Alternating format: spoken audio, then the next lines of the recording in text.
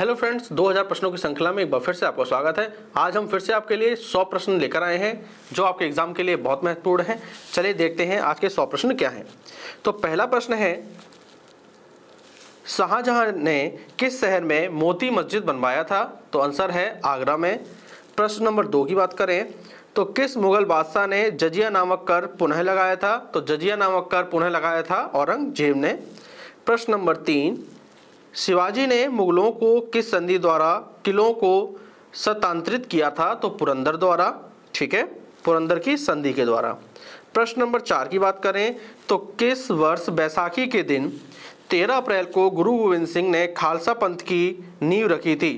तो हमसे उस वर्ष पूछा है, तो वर्ष है 1699। ठीक है। प्रश्न नंबर 5 की बात करें तो मुगल सत्ता की पुनर्स्थापना हुमायूं ने कब की? तो 1555 से 56 के बीच में की। ठीक है। प्रश्न नंबर 6 की बात करें तो मुगल सत्ता की पुनर्स्थापना किस युद्ध में विजय के फलस्वरूप हुई? सरहिंद का युद्ध था जिसमें हुमायूं को विजय मिली थी। ठीक है।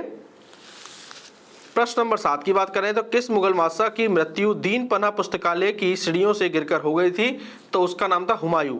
हुमायूं की मृत्यु सीढ़ियों से गिरकर हो गई थी। प्रश्न नंबर 8 की बात करें तो दिल्ली के लाल किले का निर्माण किसने करवाया था? तो दिल्ली के लाल किले का निर्माण शाहजहां ने करवाया था।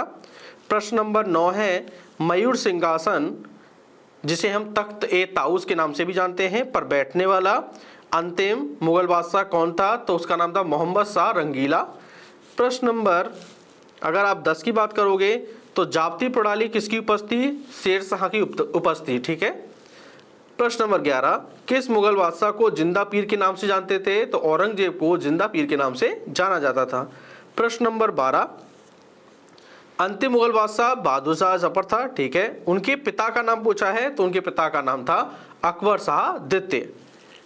प्रश्न नंबर 13, मुगलों ने नवरोज या नौरोज का त्यौहार लिया, कहां से लिया था उन्होंने? ये पारसियों से लिया था। प्रश्न नंबर 14, किस बादशाह के अंतर्गत मुगल सेना में सर्वाधिक हिंदू सेनापति थे? तो औरंगजेब के शासनकाल में सर्वाधिक हिंदू सेनापति थे। प्रश्न नंबर 15, अनवार ए सुहेली ग्रंथ किसका अनुवाद है? तो अनवार ए सुहेली जो अनुवाद है वो पंचतंत्र का अनुवाद है। हम बात करें जहांगीर के दरबार में पक्षियों का सबसे बड़ा चित्रकार कौन था? तो जहांगीर के दरबार में पक्षियों का सबसे बड़ा चित्रकार था मंसूर। प्रश्न नंबर 17, प्रसिद्ध संगीतज्ञ तानसेन का मकबरा कहाँ स्थित है? तानसेन का मकबरा ग्वालियर में स्थित है। प्रश्न नंबर 18, गुलबदन बेगम किसकी पुत्री थी? तो वो बाबर की पुत्री थी गुलबदन बेगम। ठीक है। प्रश्न नंबर 19, किस सिख गुरु की मृत्यु के लिए औरंगजेब जिम्मेदार है? तो गुरु तेग बहादुर के लिए औरंगजेब जिम्मेदार है। हम बात करें प्रश्न नंबर 20 की तो भारत के मुगल शासक बनने पर जहीरुद्दीन मोहम्मद ने अपना नाम क्या रखा? तो देखिए, बाबर को हम जहीरुद्दीन मोहम्मद के नाम से भी जानते हैं। ठीक है। हम बात कर रहे हैं प्रश्न नंबर 21 की तो दिल्ली के प्रसिद्ध जामा मस्जिद का निर्माण किसने कराया? तो दिल्ली की प्रसिद्ध जामा मस्जिद का निर्माण शाहजहां ने करवाया था। प्रश्न नंबर 32, शेर शाह के बचपन का नाम क्या है? तो शेर शाह के बचपन का नाम फरीद खां है। प्रश्न नंबर 23 है, निम्न इतिहासकारों में किसने अकबर को इस्लाम का शत्रु कहा? तो बदायूं ने कहा था इस्लाम का शत्रु अकबर को। प्रश्न नंबर 24 है, अकबर ने किसे कवि राय या कविराज की संज्ञा दी? तो अकबर ने बीरबल को कविराज या कविराय की संज्ञा दी। प्रश्न नंबर 25, अकबर ने किसे कंठाभरण वाड़ी विलास की उपाधि दी थी? तो ये उपाधि अकबर ने दी थी तानसेन को। तो 25 प्रश्न आपके कंप्लीट हो गए हैं। चलिए प्रश्न नंबर 26 को देखते हैं। प्रश्न नंबर 26 है, जो चित्रकला का शत्रु है मैं उनका शत्रु हूं, किस मुगल शासक ने कहा था? तो जहांगीर का पता है आपको, जहांगीर ने ऐसा कहा था। शाहजहां का मूल नाम पूछा है, उसका वास्तविक नाम था खुर्रम। 28, प्रश्न नंबर 28 है, गुरिल्ला युद्ध का पथ प्रदर्शक कौन था? तो गुरिल्ला युद्ध का पथ प्रदर्शक था शिवाजी। प्रश्न नंबर 29 है, शिवाजी के प्रशासन में पेशवा कहा जाता था, प्रधानमंत्री को पेशवा कहा जाता था। प्रश्न नंबर 30, मराठा राज्य का दूसरा संस्थापक किसे कहा जाता है? तो बालाजी विश्वनाथ को कहा जाता है। प्रश्न नंबर 31 है, यूरोपीय शक्तियों में किसने शिवाजी को तोपें प्रदान की? तो शिवाजी को तोपें अंग्रेजों ने प्रदान की थी। प्रश्न नंबर 32 है, किसके शासनकाल में मराठा प्रमुख संभाजी की हत्या कर दी गई? तो औरंगजेब का शासनकाल था उस समय, जिस समय मराठा प्रमुख संभाजी की हत्या कर दी गई। प्रश्न नंबर 33 है, शिवाजी के साम्राज्य की राजधानी कहाँ थी? तो रायगढ़ में थी। प्रश्न नंबर 34 है, पानीपत की तीसरी लड़ाई, हम 2 लड़ाई लिखवा चुके हैं, आज तीसरी लड़ाई। पानीपत की तीसरी लड़ाई कब हुई थी? तो 1761 में हुई थी। ठीक है, किनके बीच में? पेशवा बाजीराव द्वितीय और अहमद शाह अब्दाली के मध्य हुई थी, ऑप्शन के अकॉर्डिंग। ठीक है, प्रश्न नंबर 35 की बात करें तो प्रश्न नंबर 35 है, शिवाजी सर्वाधिक प्रभावित थे किससे? जीजाबाई से, जो उनकी माता जी थी। ठीक है, प्रश्न नंबर 36 है, अष्टप्रधान मंत्री परिषद किस शासक के शासनकाल में थे? तो अष्टप्रधान मंत्री परिषद शिवाजी के शासन काल में थे। प्रश्न नंबर 37, शिवाजी के राजनीतिक गुरु और संरक्षक कौन थे? तो दादाजी कोंडदेव उनके राजनीतिक गुरु और संरक्षक थे शिवाजी के। प्रश्न नंबर 38 है, शिवाजी मुगलों की कैद से भागने के समय कौन से नगर में कैद थे? आगरा नगर में इन्हें कैद करके रखा गया था।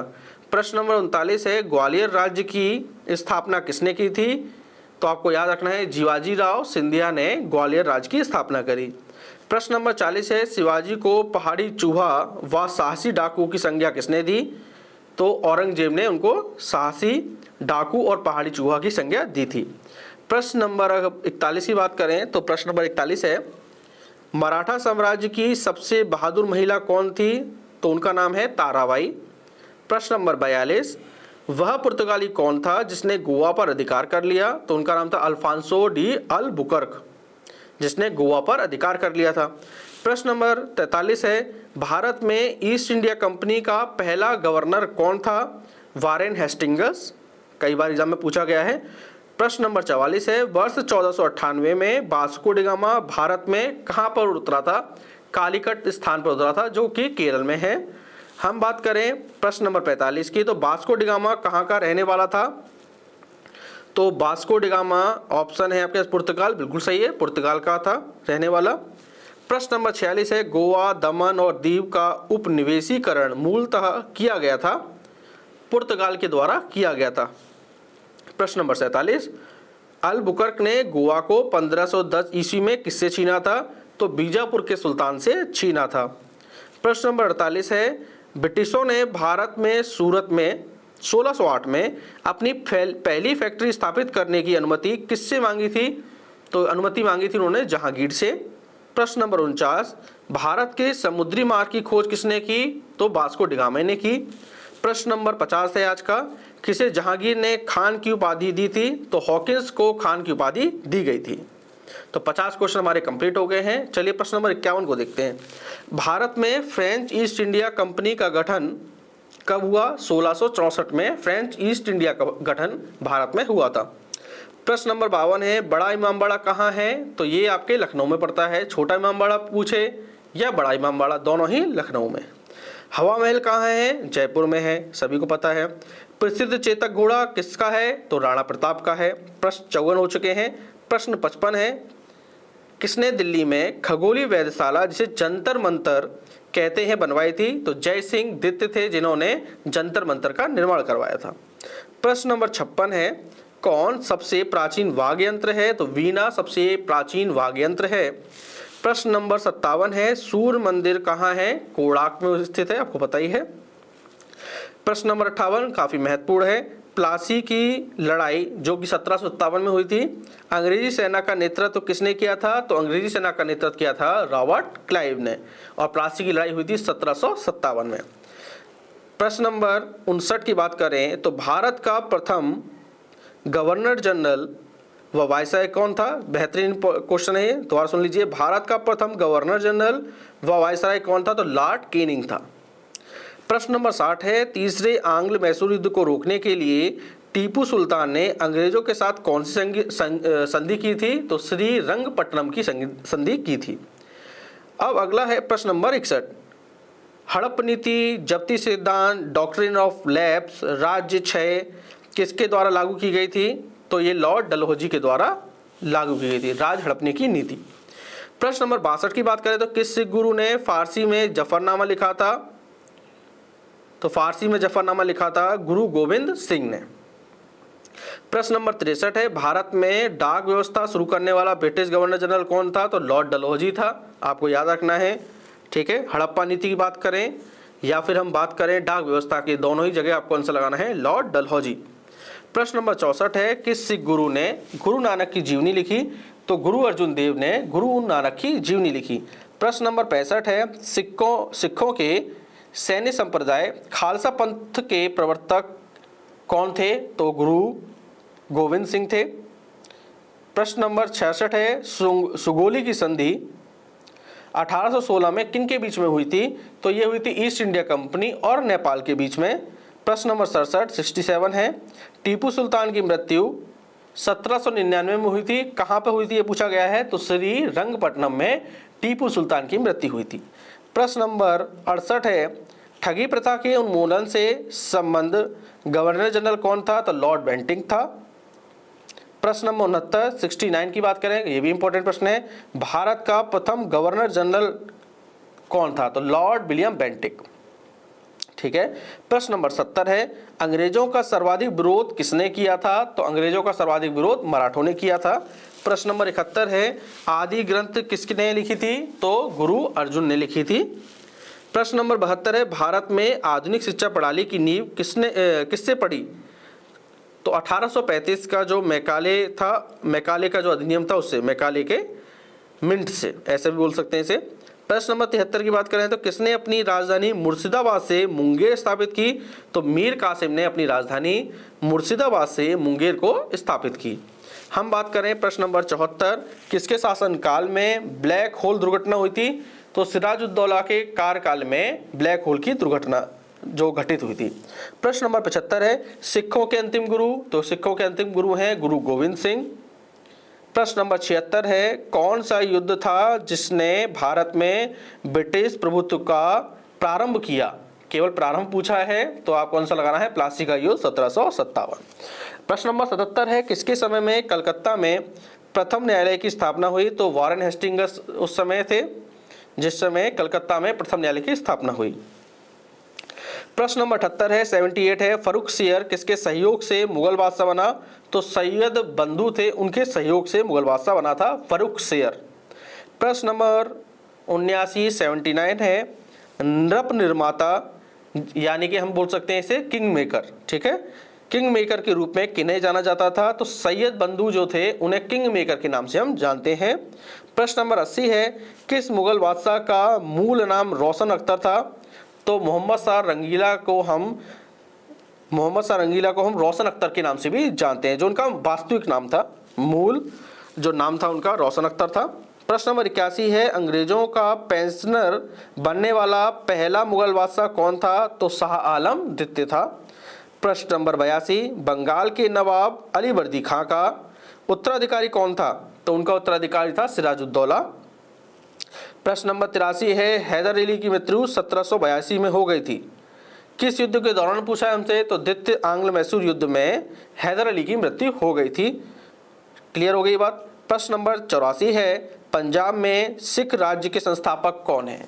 तो रणजीत सिंह है। एक बार सुन लीजिए दोबारा, पंजाब में सिख राज्य के संस्थापक थे तो रणजीत सिंह। प्रश्न नंबर 85 है, भारत में सहायक संधि का जन्मदाता या आविष्कारक कौन था? तो डुप्ले। ठीक है, तो उनका नाम है डुप्ले। प्रश्न नंबर 86 की बात करें तो पंजाब के राजा हैं रणजीत सिंह। हमसे पूछा उनकी राजधानी क्या थी? तो उनकी राजधानी थी लाहौर।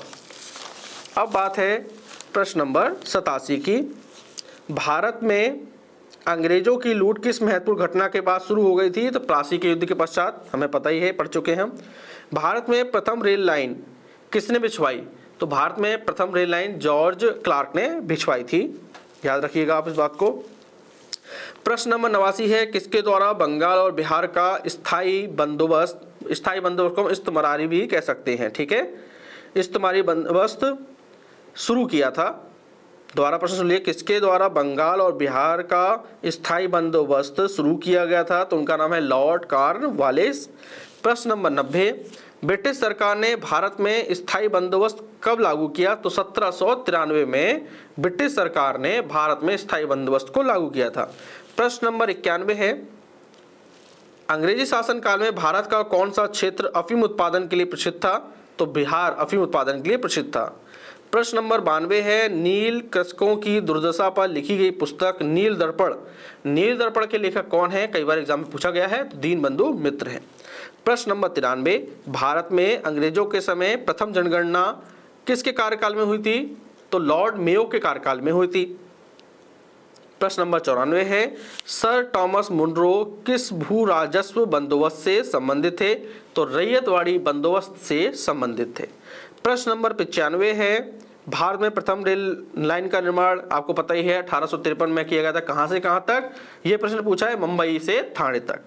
प्रश्न नंबर 96 है, भारत में आधुनिक शिक्षा का जन्मदाता किसे कहा जाता है? तो चार्ल्स ग्रांट को हम भारत में आधुनिक शिक्षा का जन्मदाता मानते हैं।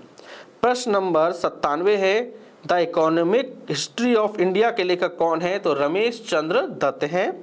प्रश्न नंबर 98 आधुनिक भारत में हिंदू धर्म में पहला सुधार आंदोलन कौन सा था? तो वो था ब्रह्म समाज। प्रश्न नंबर 99 पहुंच गए हम लोग। तो प्रश्न नंबर 99 है, वर्ष 1829 में सती प्रथा का उन्मूलन किसके द्वारा किया गया था? तो लॉर्ड विलियम बेंटिंक के द्वारा इसका उन्मूलन किया गया था। प्रश्न नंबर 100 है, और अब हमारा टोटल 400 प्रश्न हो जाएंगे आज। तो स्वामी विवेकानंद का मूल नाम क्या था? तो स्वामी विवेकानंद का मूल नाम था नरेंद्र नाथ दत्त। तो हमने अभी 100 क्वेश्चन अपने कंप्लीट कर लिए हैं। दोस्तों, इन क्वेश्चनों को आप जरूर एग्जाम में करके जाइएगा। 100% आपको एग्जाम में यही प्रश्न मिलने वाले हैं। चलिए दोस्तों, हम मिलते हैं अपनी अगली क्लास में नए प्रश्नों के साथ। दोस्तों, आपसे एक रिक्वेस्ट है, इस चैनल को सब्सक्राइब जरूर करें।